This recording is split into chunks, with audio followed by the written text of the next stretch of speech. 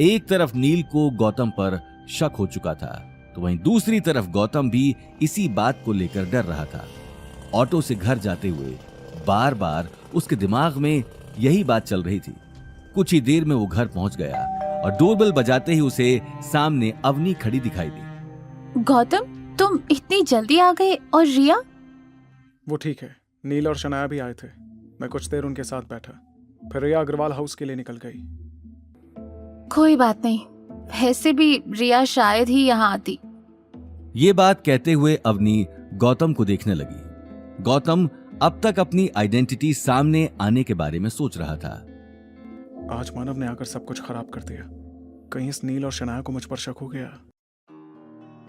मानव से मिलने के बाद गौतम को अपनी पहचान का लोगों को पता लगने का डर था, तो वहीं दूसरी तरफ नील को भी कहीं ना कहीं गौतम पर शक होने लगा था।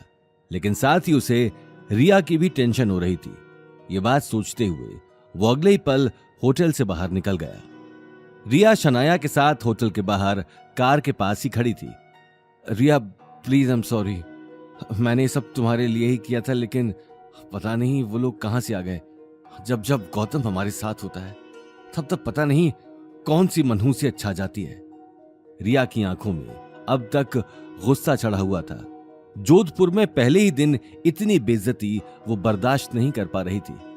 रिया, देखो ना, वो लोग हम में से सिर्फ गौतम को ही जानते थे और फिर उस घर जमाई ने उन्हें कुछ नहीं कहा। वो लोग हमारे मुंह पर इतना कुछ कहकर चले गए। गौतम ने ये जानबूझकर किया है। उसे बस मौका चाहिए होता है, इसलिए वो हमारे साथ यहां आया था। हो ना हो वो हमारे साथ डबल गेम खेल रहा है। एक तरफ तो भोला बनने का नाटक कर रहा है और दूसरी तरफ लोगों को हमारे खिलाफ भड़का रहा है। ये बात सुनकर रिया भी सोच में पड़ गई। हाँ, शायद तुम ठीक कह रहे हो। मुझे भी गौतम पर शक हो रहा है, क्योंकि अचानक उन लोगों का आना और हमें इतना कुछ कह जाना, ये कोइंसिडेंस नहीं हो सकता। मिस्टर मानव इस शहर के जाने माने बिजनेसमैन हैं और उनका गौतम जैसे फटीचर आदमी से बात करना मेरी समझ से तो बाहर है। मुझे तो शक है कि शायद गौतम की फैमिली ने कभी मानव सिंह से उधार लिया होगा, इसलिए मानव सिंह और उसके आदमी गौतम पर नजर गड़ाए बैठे हैं। मैं सोच भी नहीं सकती थी कि गौतम की पहचान कभी इतने बड़े लोगों के साथ होगी। इतने बड़े बिजनेसमैन का गौतम के साथ बात करना मुझे अभी तक हैरानी हो रही है। रिया की ये बात सुनते ही शनाया नील को देखने लगी। इसमें हैरानी की क्या बात है रिया? वो लूजर है एक नंबर का और हमेशा लूजर ही रहेगा। ये बस कोइंसिडेंस ही था और कुछ नहीं। तुम ज्यादा मत सोचो उसके बारे में। शनाया अपनी बात कहकर नील को देखने लगी, लेकिन रिया का शक अभी तक खत्म नहीं हुआ था। आज सबके सामने उसकी बेइज्जती हुई थी और उसकी वजह सिर्फ गौतम ही था।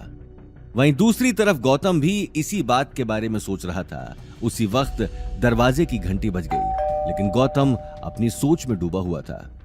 उसे दरवाजे की घंटी सुनाई नहीं दी। ये देखकर गीता गुस्से में आग बबूला हो गई।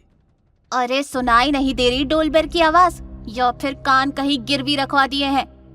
गीता की गुस्से से भरी आवाज सुनते ही गौतम हड़बड़ाकर दरवाजे को देखने लगा, लेकिन इससे पहले कि वो उठकर दरवाजा खोलता, अवनी दरवाजा खोलने जा चुकी थी।